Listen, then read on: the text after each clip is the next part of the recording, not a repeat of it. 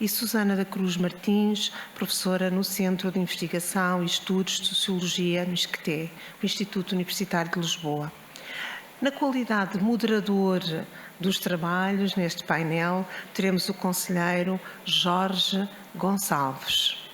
A todos pedimos algum rigor e alguma contenção em termos de gestão de tempo e agradecemos desde já a vossa atenção. Tem a palavra o conselheiro Jorge Gonçalves.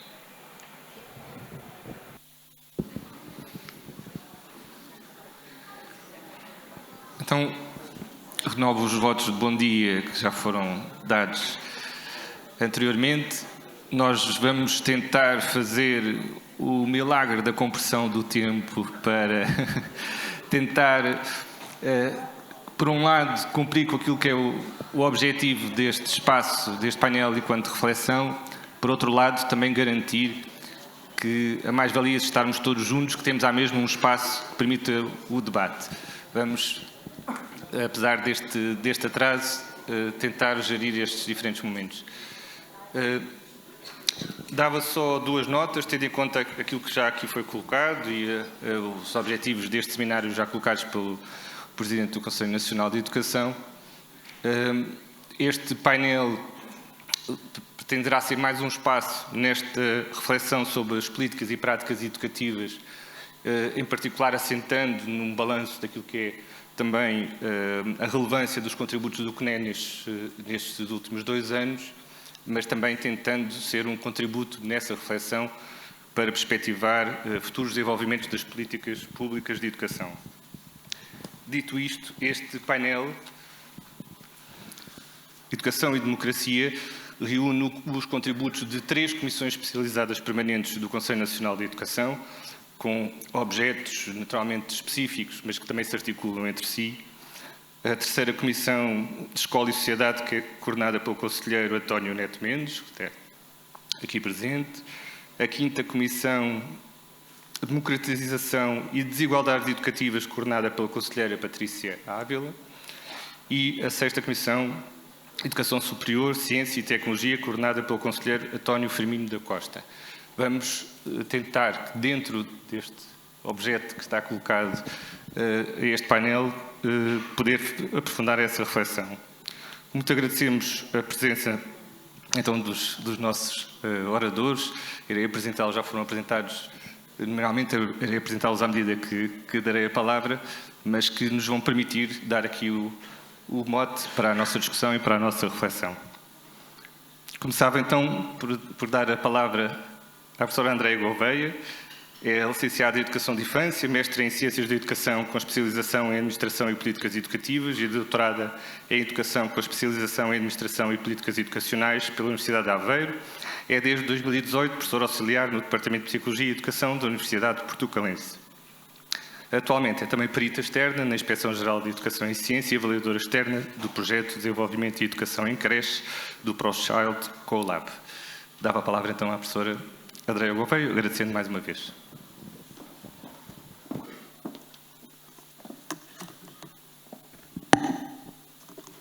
Muito bom dia. Muito bom dia a todos os presentes. Em primeiro lugar, gostaria de agradecer o convite muito honroso que me foi endereçado na pessoa do Sr. Presidente do Conselho Nacional da Educação e, nomeadamente, ao Sr. Coordenador da Terceira Comissão Especializada, ao Professor Dr. António Augusto Neto Mendes. Dar também um cumprimento especial aos meus colegas de painel, aqui hoje presentes, e um cumprimento também ao público tão prestigiante aqui hoje neste auditório, que certamente depois, no momento de debate, irá enriquecer esta reflexão e esta discussão com todas as questões que irão levantar. Eu ainda não tenho a minha apresentação, mas ela aí está, muito bem, muito obrigada. Portanto, o tema que aqui hoje me traz é este que aqui vos aparece: explicações, educação na sombra, relação com o currículo, o trabalho dos professores e as desigualdades.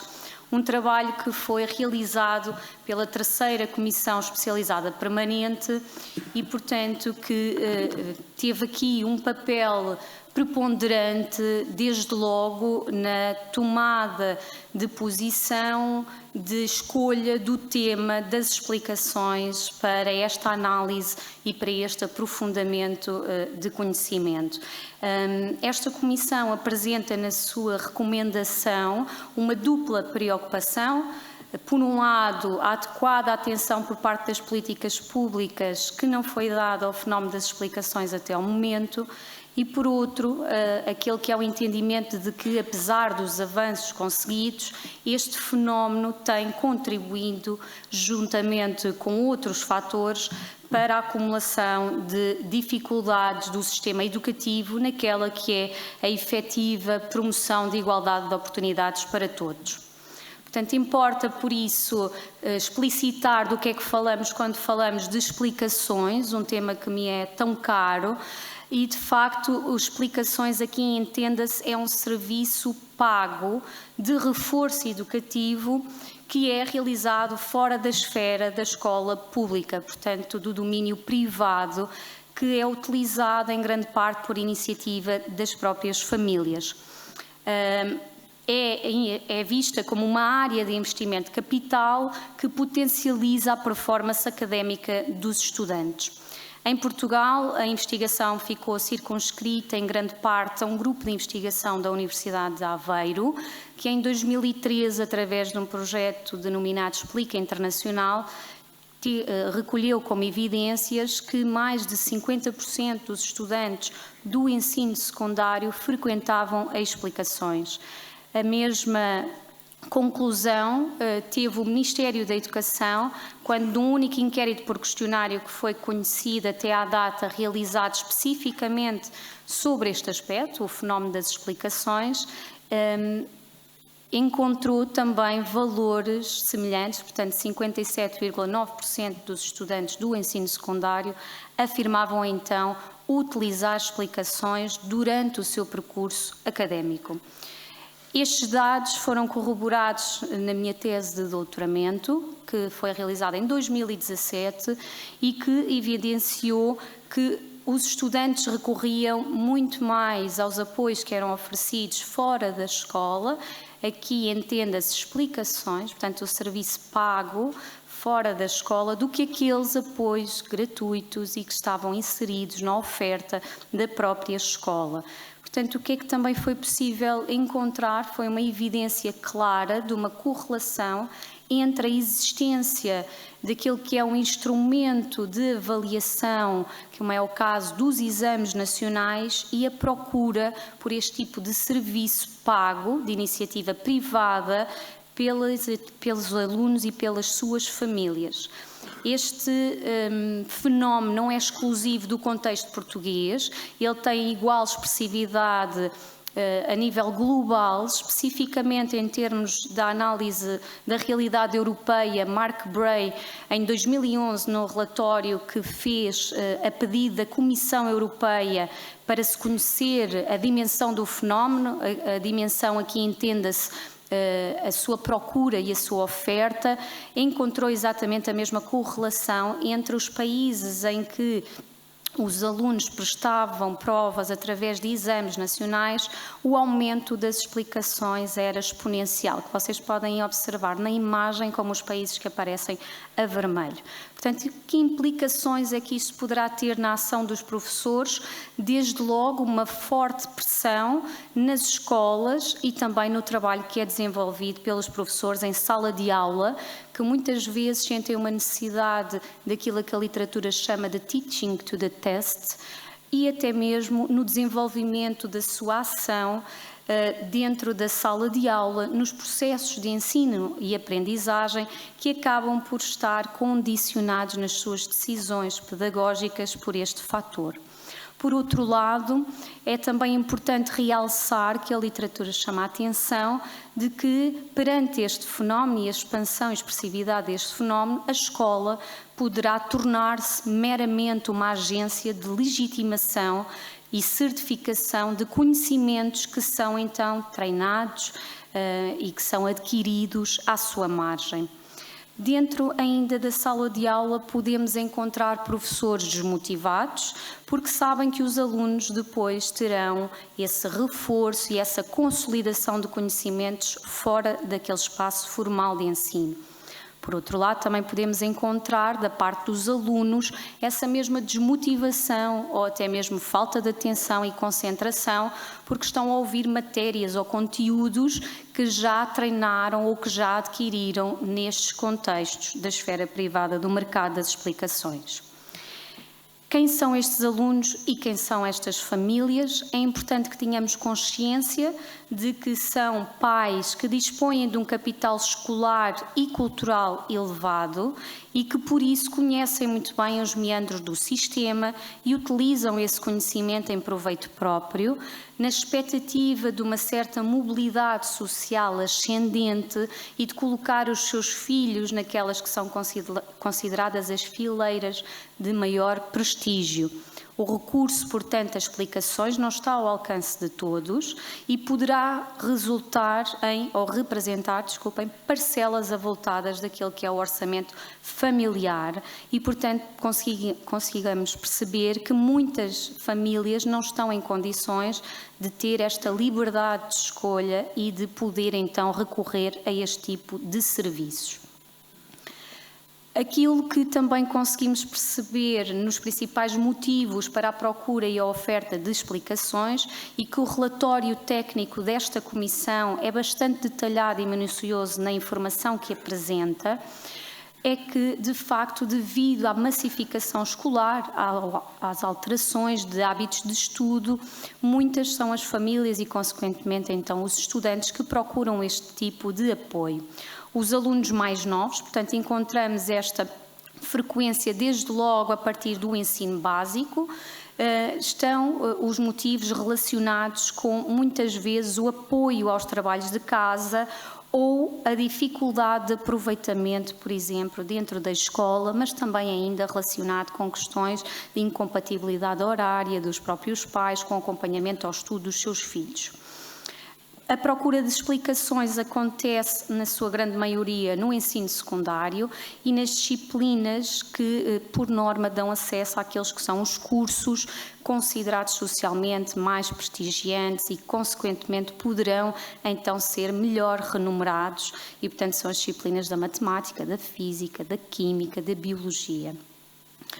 O perfil dos alunos que recorrem a este tipo de serviços é diversificado e podemos estar a falar de alunos que procuram o apoio das explicações ou o reforço das explicações para superar resultados negativos, mas também estamos a falar de alunos excelentes, alunos em que, para manterem exatamente esse nível de excelência, preferem recorrer a este tipo de apoio para consolidar a aquisição destes conhecimentos. A resposta política ao fenómeno das explicações é diversificada ao longo do globo e, portanto, temos países que optam por ignorar a existência do fenómeno, por a proibir, aqueles que reconhecem a sua existência e têm a regulamentação própria, outros há que ainda a promovem e a incentivam. No caso português, o único decreto que se conhece que tenha ligação direta ao fenómeno das explicações é, portanto, a proibição de acumulação de funções privadas por parte dos professores da escola pública, de darem explicações aos seus próprios alunos, aos alunos do agrupamento de escolas em que lecionam. Portanto, é deveras importante e pertinente aquelas que são as recomendações que aparecem como resultado de todo o trabalho desenvolvido por esta comissão permanente e que podem ver de forma mais detalhada, então, na recomendação número 6 de 2024, que se apresenta sob a forma de 3 domínios. Um primeiro domínio que claro, fazendo esta ligação exatamente à resposta política do fenómeno, percebemos a sua atualidade e a sua importância. É necessário licenciar esta atividade comercial. Desde logo, criar condições para que haja uma formalização, uma regulamentação do desenvolvimento deste serviço, semelhante àquilo que é, por exemplo, exigido a um ATL. Neste momento isso não acontece e, portanto, aquilo que é pedido é igual à abertura de uma loja de oferta de qualquer outro tipo de serviço, com todas as consequências negativas que daí podem advir. Por outro lado, incentivos também a uma verdadeira cidadania fiscal. Muitos dos explicadores também prestam este serviço nas suas casas, portanto, são explicadores domésticos e podemos estar perante um fenómeno também de evasão fiscal e, portanto, seria bastante importante e pertinente que se pensasse em incentivos fiscais que, no fundo, pudessem enquadrar formalmente a operacionalização desta troca, digamos assim, de serviços entre os clientes e aqueles que o prestam.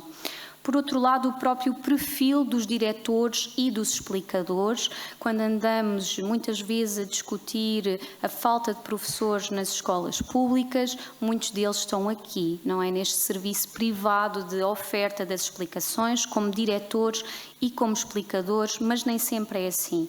Portanto, a recomendação desta Comissão de que, de facto, exista uma formação adequada e que seja esse um requisito para o perfil do diretor e do explicador é também ela bastante pertinente. Depois, por outro lado, no domínio da ação da escola enquanto contexto de ensino-aprendizagem, é possível verificarmos o impacto que o recurso a este tipo de serviço pode ter para os professores e para a escola pública, e é preciso olhar especialmente para o aspecto que diz respeito àquele que é a autonomia da própria escola, do agrupamento de escolas, em criar condições para que os alunos possam ter apoios pedagógicos adequados às suas necessidades, para não terem então que recorrer a apoios, como o caso das explicações fora das escolas, privados e pagos.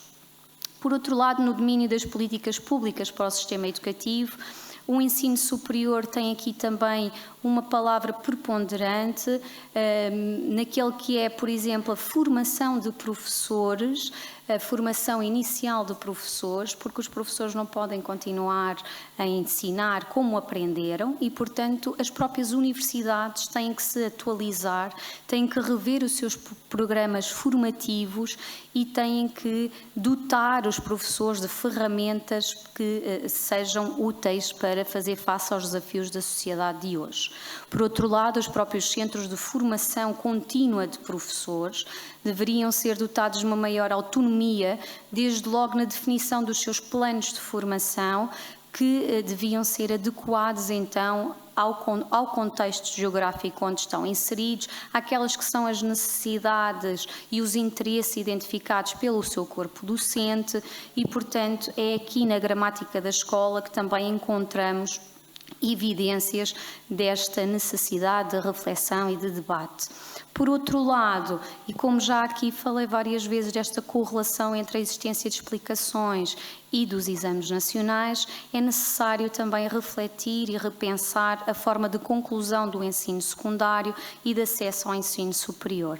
Aqui o trabalho desta comissão veio também realçar este aspecto naquilo que já tinha vindo a ser também uma própria recomendação do Conselho Nacional de Educação, de diminuir o peso dos exames nacionais na conclusão do ensino secundário, para não termos aqui a pressão da métrica a detalhar, portanto, todas estas possibilidades de conclusão de um ciclo de estudos e de progressão de outro ciclo de estudos. Portanto, chamar a atenção de que estas são recomendações extremamente pertinentes e válidas para o momento em que nos encontramos e perspectivando aqueles que podem ser os avanços e os desenvolvimentos futuros, seria apostar então numa regularidade da investigação, portanto mapear a utilização e o uso das explicações por parte dos estudantes da escola pública, para que não estejamos aqui perante situações de desigualdade social e se queremos e acreditamos na democratização do ensino, na criação de igualdade de oportunidades para todos, elas não podem estar também alicerçadas em grande parte no contexto da esfera privada, como é o caso do mercado das explicações. Portanto, seria importantíssimo em termos das políticas públicas este mapeamento para que as decisões fossem tomadas de forma mais fundamentada e uma tomada de decisão também ela mais informada. Muito obrigada.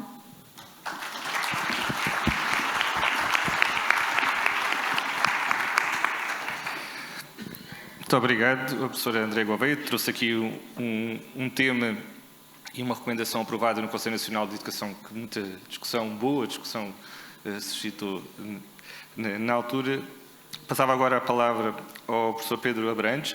É professor da Universidade Aberta desde 2013, onde integra o Centro de Estudos Globais e coordena o Observatório dos Diplomados, sendo igualmente professor convidado do ISCTE, Instituto Universitário de Lisboa, instituição onde licenciou e doutorou em Sociologia. Desenvolveu diversos projetos no Centro de Investigação e Estudos de Sociologia, tendo se especializar nas áreas de educação, desigualdades sociais e percursos de vida. Foi presidente de uma organização não governamental e representante português na rede europeia de organizações de comércio justo e autor de vários temas no âmbito destas temáticas. Dava a palavra então ao professor Pedro. Muito obrigado. Bom dia. Muito obrigado pelo convite. É um prazer estar aqui. E, de facto, fazer aqui algum contributo sobre o trabalho em curso no Conselho Nacional de Educação e em particular na quinta Comissão Permanente, que trata o tema da relação entre educação e desigualdades sociais. Esta Comissão tem, de facto, um papel fundamental, até porque, como sabemos, as desigualdades sociais em Portugal se constituem um problema profundo e complexo, e a educação realmente é um meio central para conseguir, digamos, mitigar ou reduzir este fenómeno. Dito isto, o meu contributo centra-se, digamos assim, em duas áreas que a própria Comissão tem vindo a sinalizar agora nestes últimos 2 anos como realmente áreas prioritárias e, de facto, penso que com toda a legitimidade, porque são realmente centrais e importam nós conseguirmos intervir nelas de outra forma em Portugal. A primeira tem a ver com a educação de adultos, não é? Ou seja, em dezembro saiu o relatório PIAC, em que Portugal participou e teve resultados bastante fracos na comparação europeia. E realmente houve uma total ausência de debate público sobre o tema, o que também é sintomático realmente da maneira como nós em Portugal não estamos a valorizar esta área. E de facto ela é fundamental, não apenas porque realmente o direito à educação, neste caso a educação permanente ou a educação ao longo da vida, está na Constituição Portuguesa há 50 anos, não é? E a própria eliminação do analfabetismo são objetivos aos quais nós propusemos, digamos assim, logo após o 25 de Abril, e penso que até hoje não estão de forma alguma garantidos ao todo da população portuguesa, não é? E também porque realmente se abriram fossos geracionais importantes, ou seja, Portugal fez uma evolução muito positiva na educação das gerações mais novas, mas isso também gerou uma desigualdade muito grande relativamente à população adulta. E isso tem consequências graves do ponto de vista económico, social, cultural, ou seja, há brechas na sociedade portuguesa importantes. Eu há uns anos escrevi um livro precisamente que designava um pouco esse fosso entre a vida da escola e a escola da vida, mas nessa altura realmente estava em curso um programa Novas Oportunidades em que havia pelo menos uma ambição e um propósito de procurar combater esta brecha. Isso acabou e efetivamente, quer dizer, o pensamento atual ou é muito cínico no sentido de dizermos, ok, vamos esperar que as gerações que são as nossas, não é? Morram e virá os mais jovens daqui a 40 ou 50 anos já criar uma população ativa mais homogénea em termos educativos. Isso já de si, numa democracia, é um pensamento bastante polémico, pelo menos, mas para além disso é uma ilusão. É uma ilusão e nós vemos os países que generalizaram o ensino secundário nos anos 50, 60, todos eles têm políticas de educação de adultos. Não é? E não é por acaso, é porque realmente a aprendizagem ao longo da vida é um direito e é algo que tem que estar acessível aos cidadãos e hoje em dia em sociedades cada vez mais diversas ele é ainda mais difícil de concretizar e a verdade é que se nós formos à Alemanha, à França, à Inglaterra, à Suécia, todos eles têm de facto políticas de educação de adultos bastante consequentes, embora tenham de facto uma população muito mais escolarizada que a nossa. E o que é que nós temos em Portugal? De facto, temos uma situação bastante constrangedora neste momento. Eu tive a reunir alguns dados esta semana mais atualizados, mas de facto não me surpreenderam porque tem sido esta a tendência. Eu posso-vos dizer, por exemplo, que na educação básica, já juntando o nível 1, 2 e 3, não é? Que são o primeiro ciclo, o segundo e o terceiro ciclo do ensino básico, e todas as ofertas de educação de adultos, portanto, RVCC, EFA, ensino recorrente, formações modulares, nós tivemos no último ano 22 mil adultos no país todo. Não é? E, na verdade, temos uma população de cerca de 3 milhões que não tem o nível de educação básica. Ou seja, na verdade, temos menos de 1% da população que deveria estar em educação básica inscrita. E isto é os inscritos, porque depois quem conclui o nível é cerca de metade, ou menos de metade, destes 22 mil. E, efetivamente,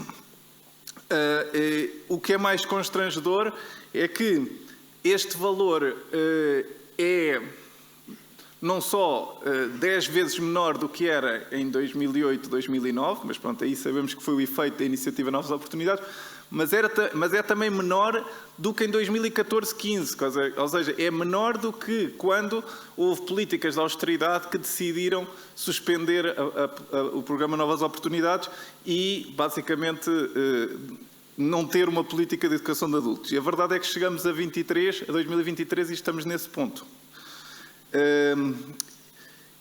E, portanto, penso que de facto houve um falhanço do programa Qualifica, pelo menos no nível básico. Claro que é verdade que estes dados são do nível básico e no nível secundário a realidade não é exatamente esta, embora também nunca tenhamos chegado próximo dos níveis que tivemos na primeira década ou no final da primeira década do século, mas de facto no nível básico foi uma estagnação total, portanto não houve realmente uma evolução positiva e isso mostra realmente que as políticas não estavam ajustadas a lidar com esta população em específico. Não é?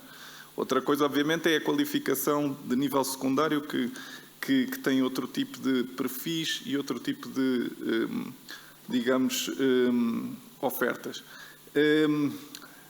E dito isto, só para terminar, gostava de notar que, por exemplo, desde 2019 houve um trabalho feito, em particular até com algum financiamento europeu, no âmbito de um plano que se chama o Plano Nacional de Literacia de Adultos. Esse trabalho levou um diagnóstico, levou uma série de debates, uma construção com uma série de atores, provavelmente alguns de vocês até participaram, e a verdade é que depois deste plano estar incluído no PRR, portanto ter verbas alocadas, a verdade é que não aconteceu nada. Ou seja, eu ainda ontem estive a ver nos sites do Governo que fazem a monitorização e basicamente o que dizem é que o objetivo é formar 145 mil adultos nos níveis básico 1, 2 e 3 e neste momento marcos e metas de investimento de 0%. E portanto penso que devemos questionar porquê, não é? É verdade que no PRR, na última versão, este plano ou seja, a verba que penso que ao início era 100 milhões foi reduzido para 50 milhões mas havia uma outra rúbrica que era o acelerador qualifica, que esse já se aplicava ao nível secundário, mas em todo o caso isto são questões mais técnicas, a verdade é que nós não vemos praticamente nada a chegar ao terreno numa área que realmente é fundamental para o nosso desenvolvimento e para o combate às desigualdades em particular. Bom, o segundo tema só que eu queria aqui referir, porque foi também um tema muito trabalhado por esta Comissão Permanente e que eu penso que é muito importante, aliás, hoje em dia, quando entramos nas escolas, é se calhar o primeiro tema que nos falam, é realmente a questão da diversidade dos estudantes, não é? Ou seja, hoje temos realmente uma diversidade muito grande e isso tem a ver com vários fatores, mas o principal dos quais tem a ver com o grande aumento da imigração que Portugal viveu nos últimos anos e que tem hoje, digamos assim, uma expressão praticamente em todas as escolas do país e não apenas em alguns, digamos, núcleos de Lisboa, que era a situação aqui há 1 ou 2 décadas.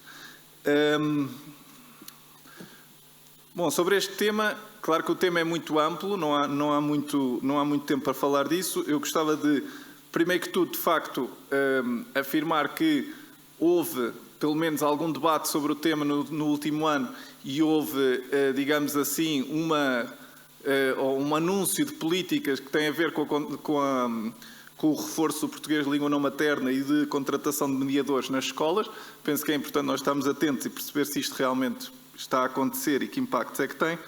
Em todo o caso, eu acho que todos nós concordamos que mesmo que isto tenha algum impacto, será sempre algo que fica aquém da complexidade do tema que estamos a falar. E isso leva-me realmente à questão que é, aliás, já era sinalizada pelos professores portugueses, por exemplo, no TALIS, que foi o principal questionário aos professores a nível internacional, não é? Que a OCDE faz. E na última edição, por exemplo, os professores portugueses, se forem ver, fomos aqueles que dissemos que estávamos menos preparados para lidar com a diversidade nas escolas. Do total, não são todos os países da OCDE que participam, mas são muitos deles. Isso realmente deve nos preocupar. Claro que nós sabemos que isso tem a ver com alguns fatores, mas eu gostava só de refletir aqui 2 minutos sobre uma questão que é de facto o perfil dos nossos profissionais nas escolas, não é?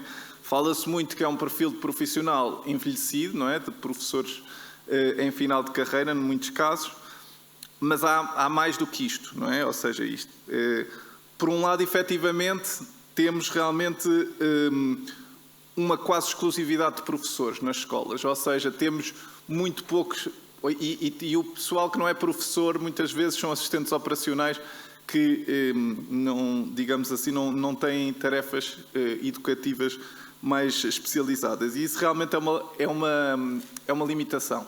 É uma limitação grande. Aliás, a conferência do professor Mariano Anguita referiu essa questão. Hoje em dia os desafios nas escolas são enormes e só com equipas de profissionais que sejam realmente equipas interdisciplinares em que as pessoas tenham diferentes tipos de conhecimentos, desde logo, por exemplo, de tecnologia, mas também de sociologia, de educação de adultos, lá está, de economia, de uma série de áreas, é possível nós conseguirmos fazer frente à diversidade de desafios que as escolas têm, em particular quando trabalham com uma população tão diversa.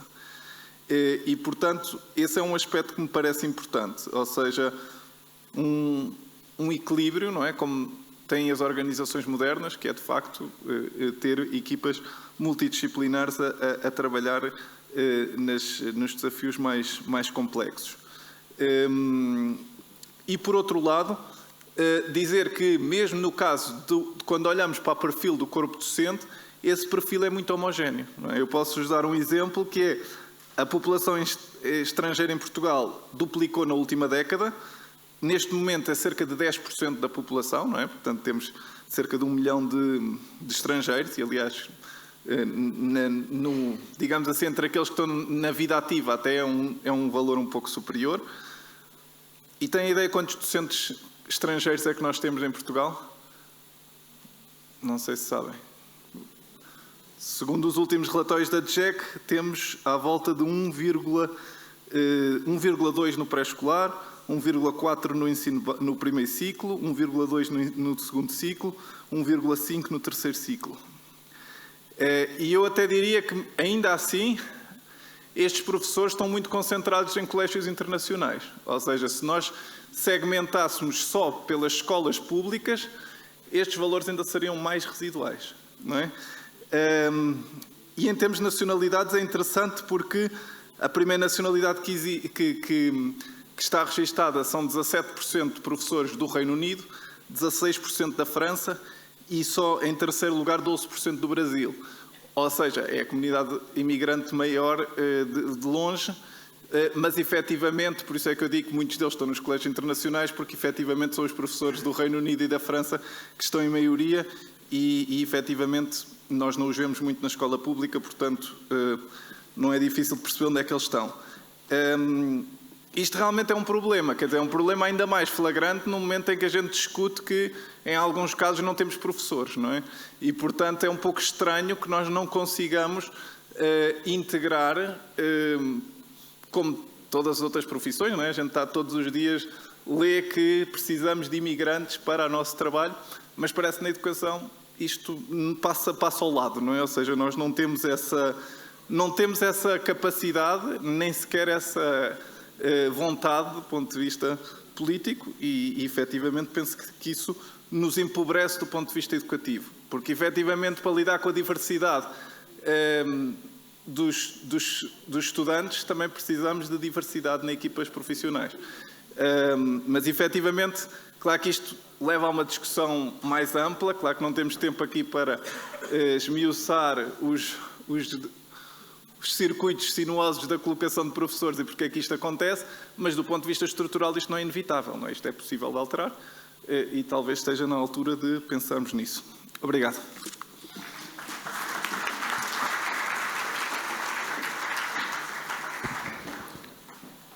Muito obrigado, até porque, tratando de dois temas, os 15 minutos foram cumpridos à mesma, exatamente. Muito obrigado pelo esforço.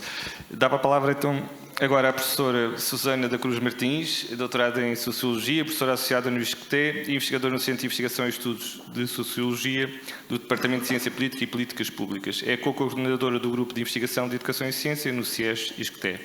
É autora de um conjunto de publicações nas áreas das políticas de educação e do ensino superior, dos sistemas educativos comparados, do desempenho e sucesso escolar, da avaliação de políticas públicas e das desigualdades sociais. Tem a palavra. Muito obrigada. Bem, enquanto o meu PowerPoint fica posto, começo por agradeço muito, estou muito contente, foi uma boa oportunidade para vir à Sertã, agradeço a toda, cumprimento todas e todos neste evento, que já com a miragem do almoço, e começava talvez por dar conta que eu vou falar no âmbito da 6ª Comissão Permanente do Conselho Nacional de Educação, Educação Superior, Ciência e Tecnologia, por obrigatória dieta e contenção do tempo, falarei só de uma parte, agora de forma mais tranquila. Vou só, isto não está em modo de ver e eu não vejo o cursor.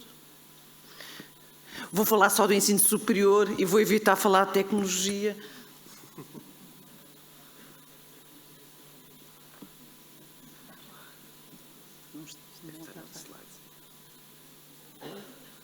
Dá para abrir? Deve estar no outro ecrã. E agora? Acho que já está. Acho que eu já tenho muito pouco tempo. Acho que é só. Ok, para aqui. Certo. Acho. Bem, já quase que escusava mostrar-vos o que aqui trago, mas dizer-vos que, do ponto de vista das qualificações e do ponto de vista daquilo que é o desenvolvimento e transformação do sistema, há que ter um olhar para dentro e daquilo para dentro do sistema, mas olhar também para aquilo que o sistema do ensino superior conseguiu concretizar do ponto de vista do seu desenvolvimento, do desenvolvimento da sociedade portuguesa e, claro, do seu enquadramento no contexto global. Dizer-vos que, a propósito do que me foi pedido, no quadro desta comissão e daquilo que são os seus contributos são diversos e efetivos. Eu não vou debruçar sobre todos eles, vou-me centrar sobre a revisão do regime jurídico das instituições do ensino superior. Esta sexta comissão tratou também as questões ligadas aos exames e ao acesso ao ensino superior, às questões da infraestrutura digital do sistema de educação e formação, mas por hierarquização e tendo em conta o tempo, é sobre a revisão do RGES que terei em conta nesta minha participação. Bem, de facto, o sistema de ensino superior tem-se tornado mais alargado. Na verdade, os estudantes do ensino superior que entram pela primeira vez são... Desculpem. É que eu não estou a ver o que vocês estão a ver, não está a avançar aqui os slides. A entrada pela primeira vez não tem sido linear no tempo, tem tido variações, algumas dessas variações têm a ver com impulsos que em parte, julgo eu, serão explicados por um novo regime das instituições enquanto enquadramento estruturante, mas enquadrado em articulação com um processo forte de harmonização europeia e que constitui, de facto,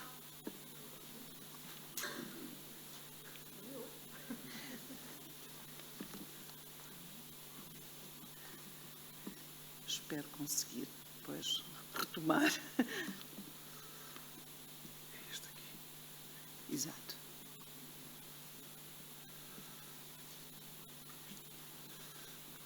Bem, mas dizia-vos... Tem muitos abertos. Mas dizia-vos que, de facto, este impulso... agora consigo, não é? Muito bem, muito bem. Que este alargamento tem a ver com o alargamento da base social dos que entram no ensino superior, que ele, surpreendentemente, num país que trazia um certo atraso das qualificações em termos do ensino superior, não teve um crescimento consistente durante esse tempo. A entrada no ensino superior foi muito afetada a partir de 2010, a partir da crise manifesta em Portugal nessa altura, mas também nas respostas políticas para o sistema e para a entrada no ensino superior que se revelaram nessa altura. Curioso foi que as políticas de resposta à pandemia, as políticas de resposta direta à pandemia, forçaram, promoveram e também criaram aquilo que é uma palavra que não gosto muito, mas que se aplica, um maior estoque ou um maior fluxo de alunos para o ensino superior. E também a ideia de que os processos de desenvolvimento e as dinâmicas registadas foram, em geral, de crescimento dos diplomados. Mais diplomados mulheres do que homens e também entraram mais mulheres do que homens no sistema, mas essa diferença torna-se ainda mais nítida quando olhamos para o número de diplomados, como Baudelaire Establet falava da grande energia escolar das mulheres.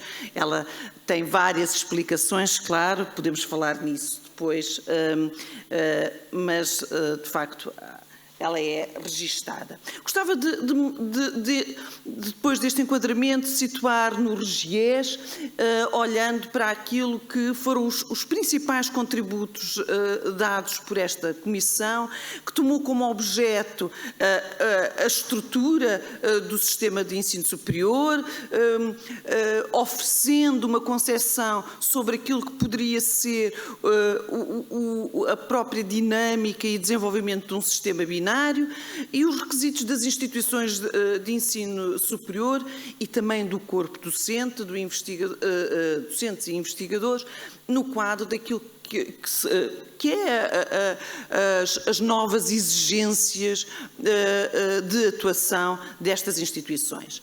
E olho também para a forma como se operacionalizam no quadro do governo destas instituições.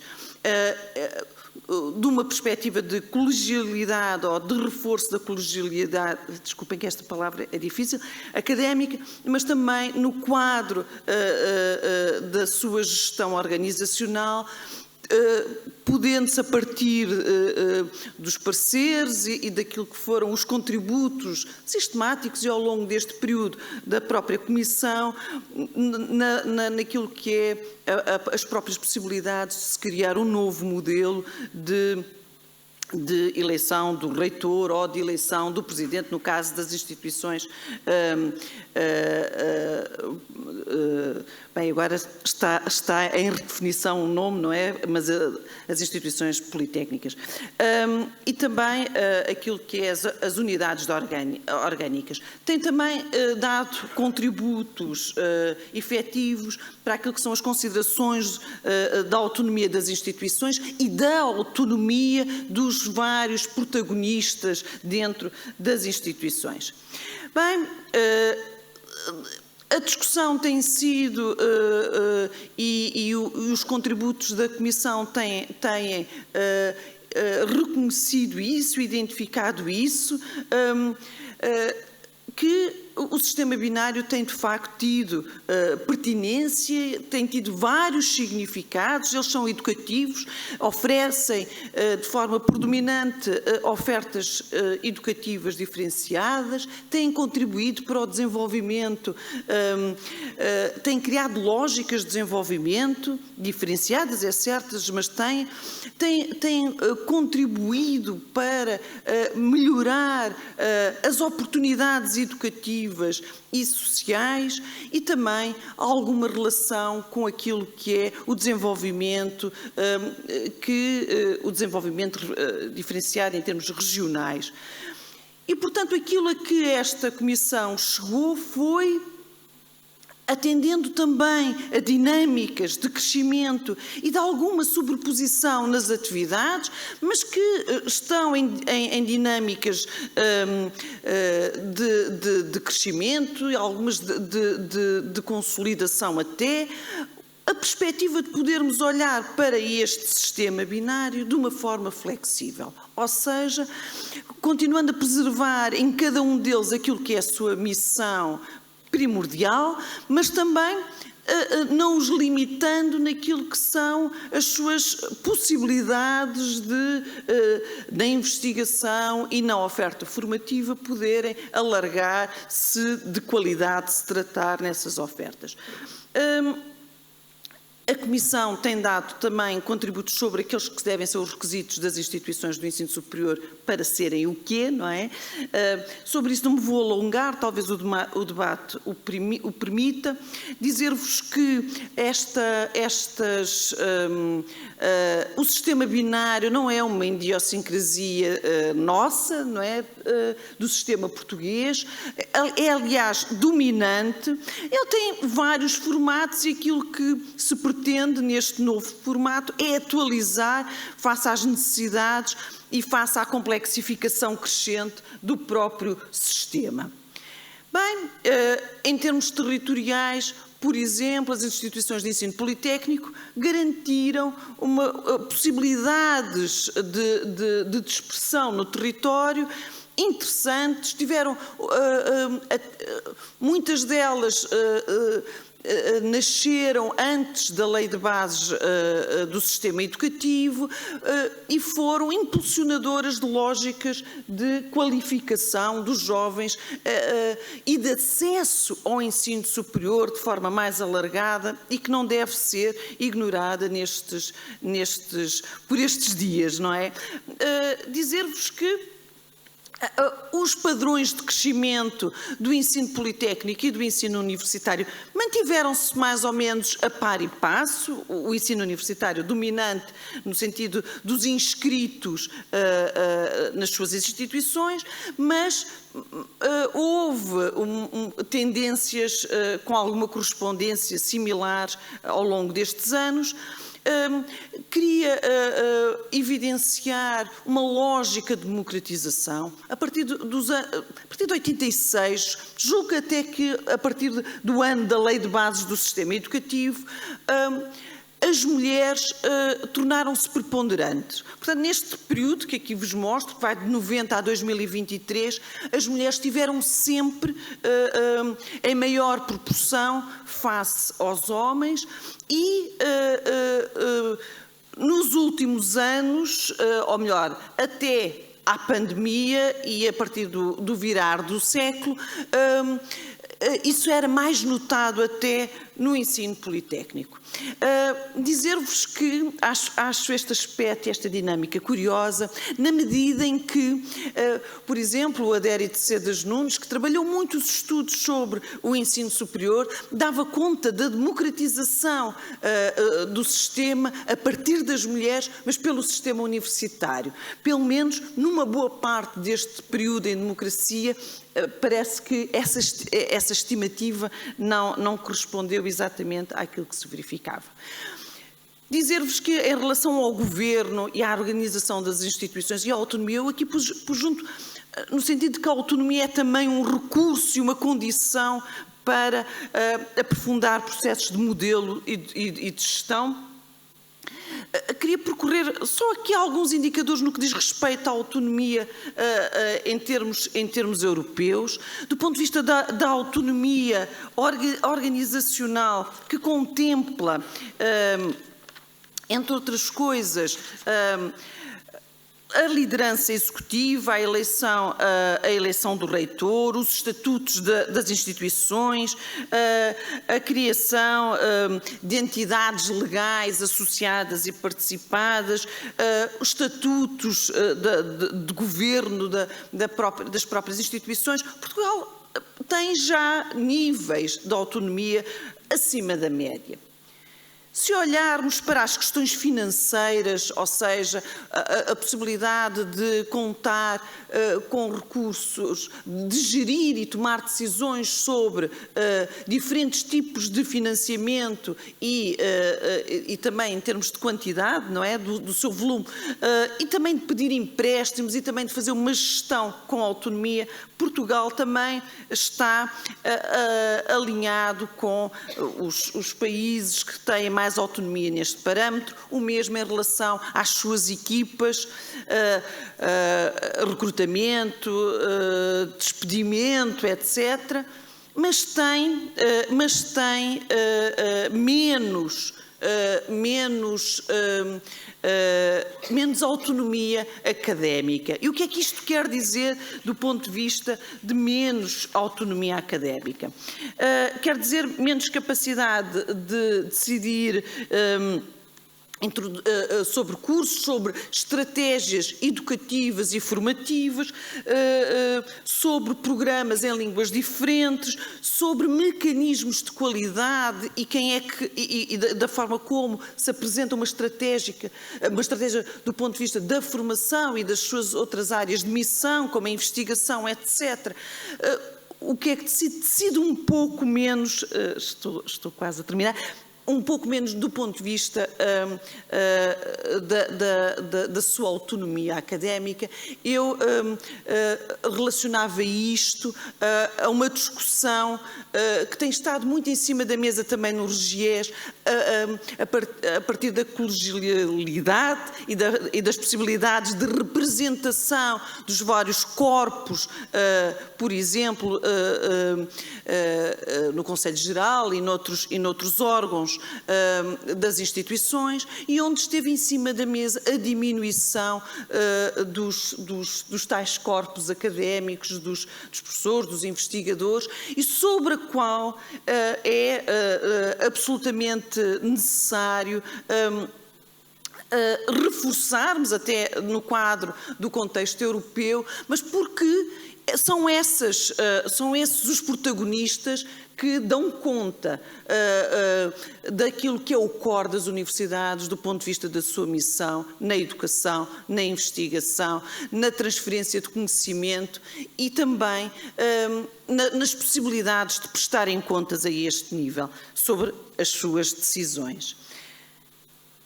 Isto é só uma imagem de como se distribui os vários níveis de autonomia para o caso português, e dizer-vos que, porque já calculo que o meu tempo já não esteja muito alargado, para concluir aquilo que têm sido os contributos do CNE e nomeadamente desta comissão permanente, a ideia de uma concepção de sistema binário flexível que considere, por um lado, as vocações e os significados do sistema binário, mas consiga reconhecer, captar, potenciar dinâmicas de desenvolvimento, reforçando também os tais parâmetros de exigência na qualidade das instituições e dos seus corpos docentes, claro que, e de uma forma avisada, acho eu, em alguns casos com necessidades de se atuar com algum gradualismo nessas questões. Uma ideia de uma outra concepção de autonomia e de colegialidade, desculpem, é mesmo uma dificuldade, em que uma concepção de mais autonomia, com mais estabilidade de recursos financeiros, permite que tais instituições com atividades e mandatos também reforçados e complexos possam fazer melhores planeamentos, reforçar a representação dos corpos, em especial dos profissionais académicos, e unidades orgânicas e maior, lá está esta palavra, vem muito à baila, a propósito do RGES, colegialidade, a questão da duração dos cargos e de forma compatível a uma maior democratização também das próprias instituições, mas compatíveis com a execução dos projetos face àqueles que têm representação na sua eleição e também que estejam, por exemplo, os estudantes estejam ainda nas instituições a tempo de conhecerem a prestação de contas de quem governa as suas instituições. Dizer ainda que, claro, as instituições do ensino superior estão hoje lidam hoje, na verdade sempre lidaram, mas há de facto uma complexificação e porque as instituições do ensino superior portuguesas não são só de Portugal, elas atuam num contexto muito global, mas importa atender, e eu acho que os contributos que têm sido dados vão nesse sentido, de atender ao alargamento de oportunidades educativas, tendo em consideração o alargamento dos públicos, e já se falou dos públicos adultos, são um fenómeno cada vez mais presente no ensino superior, mas não só dos adultos, dos imigrantes e dos estrangeiros, mas também aqueles que têm necessidades educativas especiais e que se encontram, nós temos captado isso em vários inquéritos. Eu tenho acompanhado o Eurostudent e isso é visível. O nosso ensino superior tem funcionado como palco de diversificação e também atender àquilo que é as transformações digitais. Sempre houve tecnologias, é verdade, como nos dizia o professor Anguita, mas a transformação digital e a inteligência artificial tem colocado questões na relação educativa e naquilo que são as prioridades para a aprendizagem e informação, de facto, de uma forma desafiante, mas também olhando para as desigualdades no acesso. Esta Comissão deu um contributo muito atento às formas de acesso, aos modelos de acesso, às desigualdades no acesso ao ensino superior, mas também na escolha dos cursos. Existe ainda uma grande hierarquização social nos destinos formativos daqueles que transitam do ensino secundário para o ensino superior, nas possibilidades e nas oportunidades de sucesso e também nas articulações com o mercado de trabalho. Acho, muito sinceramente, que o contributo desta Comissão a este respeito é muito interessante, porque permite não só abrir caminhos na forma como se regem e governam as instituições, mas como elas próprias podem construir caminhos de mundo e evidência daquilo que são os problemas e continuar aquilo que têm feito, não é? A promover o desenvolvimento da sociedade portuguesa, a sua qualificação e melhorar oportunidades para os que por elas passam. Desculpem se... Foi pouquinho. Obrigado.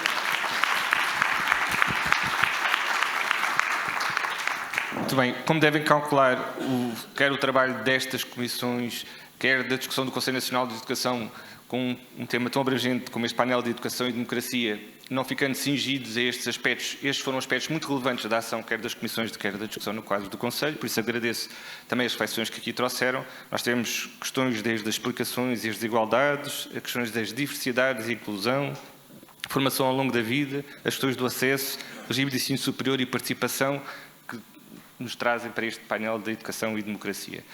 Não tendo, naturalmente, os 45 minutos que estavam previstos no programa para efeitos de debate, tendo em conta o coffee break que tivemos, eu fazia ainda uma ronda de 3, 4 questões, reflexões que quisessem colocar, tendo em conta as questões que aqui foram colocadas, ou o âmbito deste painel, naturalmente de forma sintética e curta, para que depois o resto do programa da parte da tarde e após o almoço não fique condicionado. Temos um ali, temos outro, depois... Pedia só que se pudessem também identificar. Olá, boa tarde. Anabela Soares, do Agrupamento de Escolas de Arganil. Esta pergunta é dirigida ao ensino de adultos, da aprendizagem ao longo da vida. Pronto, nós temos os projetos locais, respondendo aqui à intervenção. Nós, neste momento, também estamos com os projetos locais para... A medida é, de facto, formar os cidadãos B1, B2, pronto, aqueles cidadãos que não têm o 9º ano. Pronto, é uma medida de PRR, sim, e que está a ser implementada nas escolas. Só para dar esse parêntese, porque não referiu isso, e, de facto, este projeto está nas escolas. Mas como é que vê o ensino de adultos, de facto, a aprendizagem ao longo da vida, como é que vê o ensino de adultos a nível nacional, dado que nós temos ensino recorrente, depois novas oportunidades, passámos por SCEPs e agora temos Centros Qualifica. Portanto, gostaria de ouvir a opinião do painel sobre a estabilização deste ensino. Muito obrigado. Muito obrigado pela questão. Ouvimos então agora uma segunda.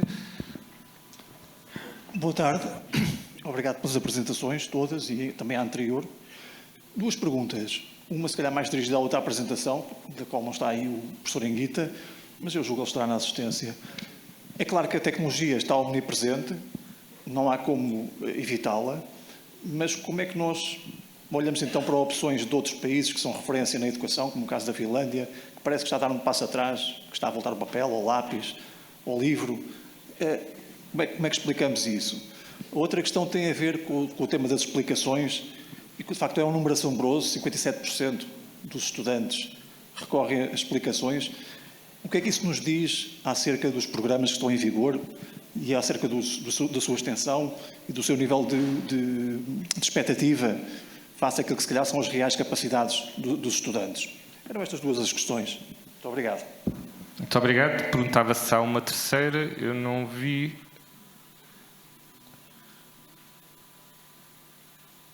Então, se calhar, se estivessem de acordo, a gente dava a terceira, passava pelo professor Anguita. Não sei se...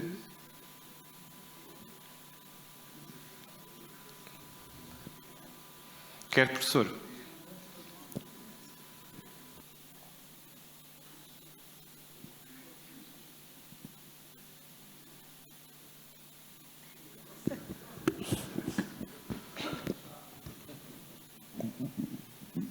Muito breve, a mais breve explicação é que cambia o partido no poder.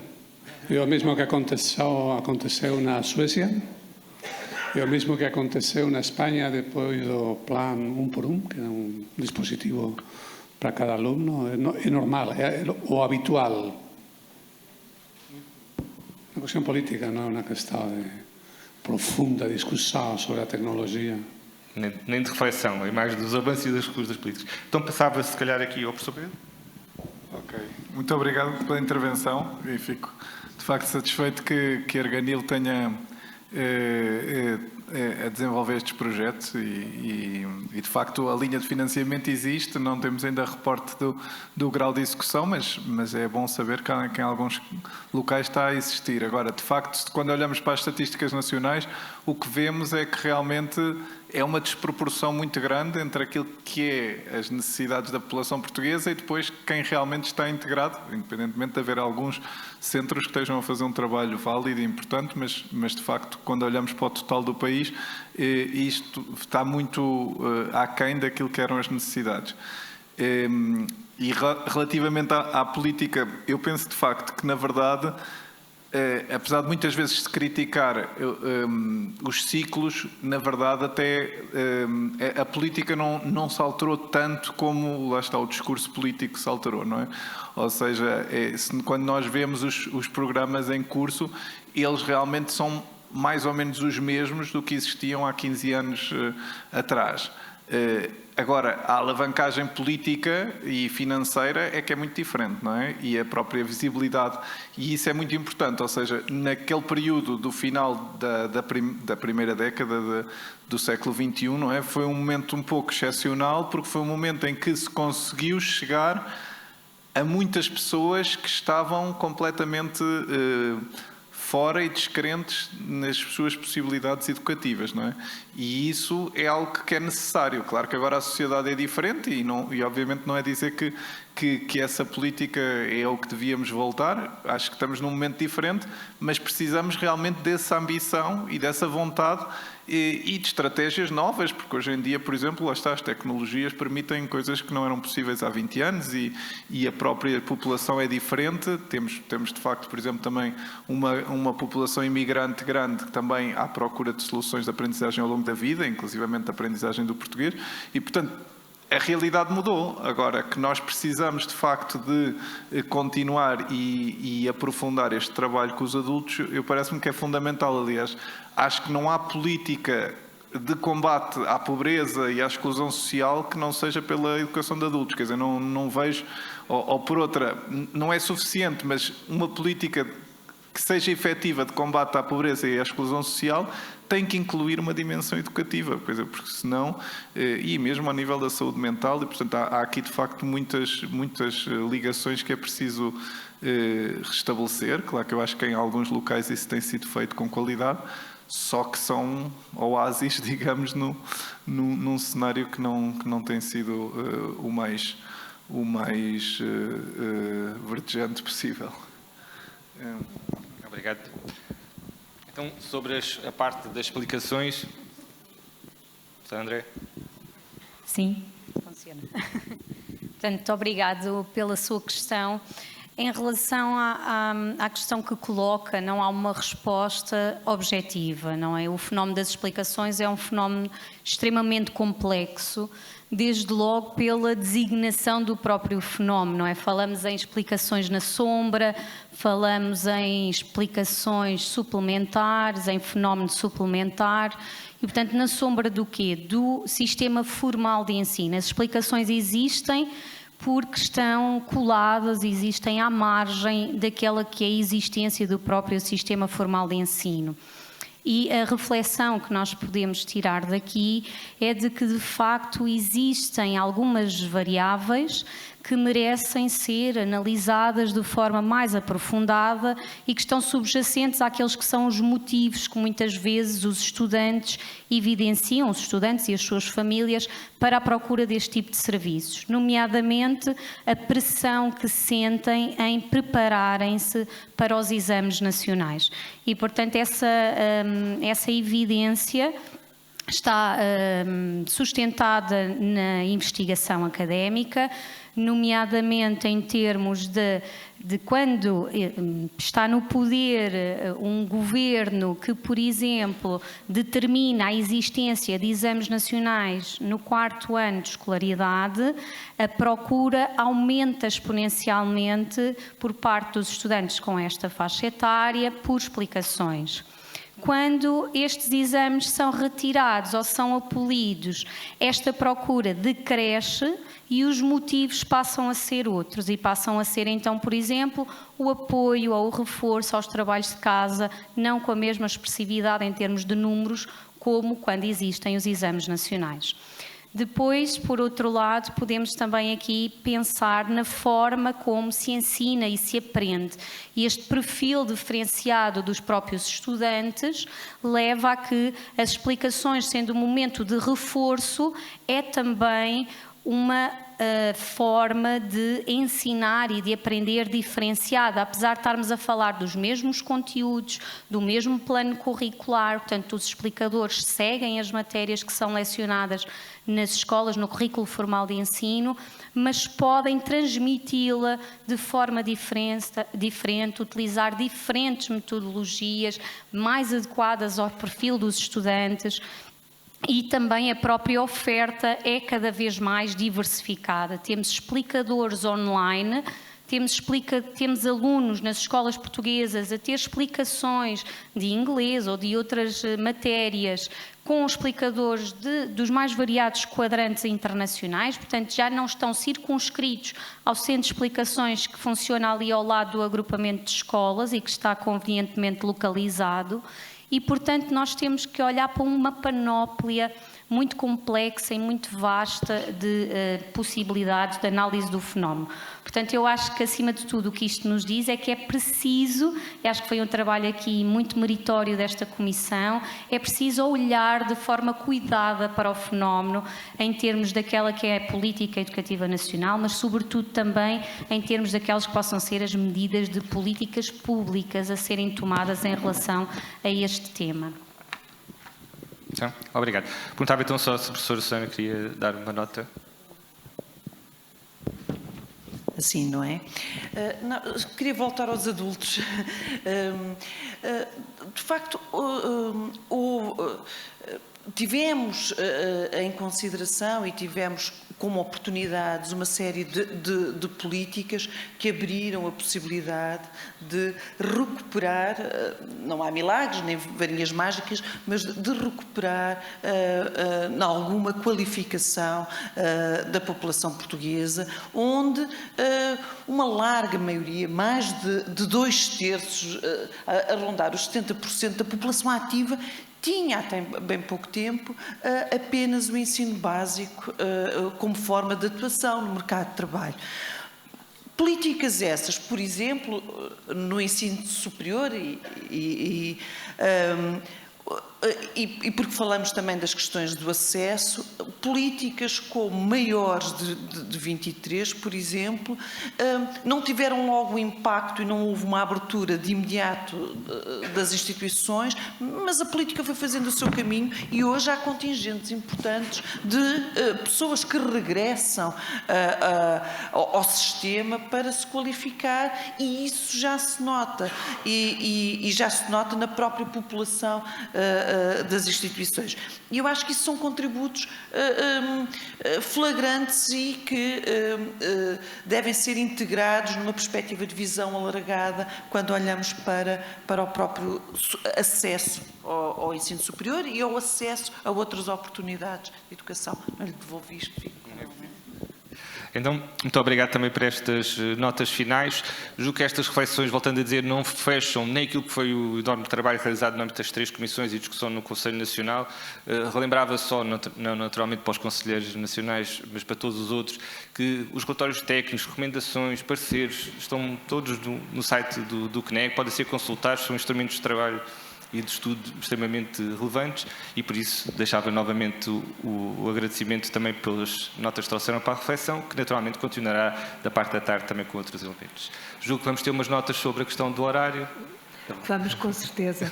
Em primeiro lugar, agradecer-vos muito todos os contributos que foram aqui apresentados para esta nossa análise e reflexão em torno da temática de educação e democracia. E também no período da tarde contamos, uma vez mais, agradecer-vos o esforço que todos fizemos para cumprir o horário. Não foi possível, mas agradecer aos que estavam presentes, uma vez mais. Neste segundo período dos nossos trabalhos, vamos ter o nosso segundo painel do dia. Neste painel, subordinado ao tema Currículo, Inovação e Profissionalismo Docente, contamos com a presença do professor José Augusto Pacheco, da Universidade do Minho, da professora Ana Isabel Andrade, da Universidade de Aveiro, e da professora Amélia Lopes, da Universidade do Porto. Na qualidade de moderadora deste segundo painel, teremos a conselheira Cláudia André. Agradecemos, quando vos for possível, por favor, conselheira Cláudia André, professor José Augusto Pacheco, professora Ana Isabel Andrade e professora Amélia Lopes. Obrigada.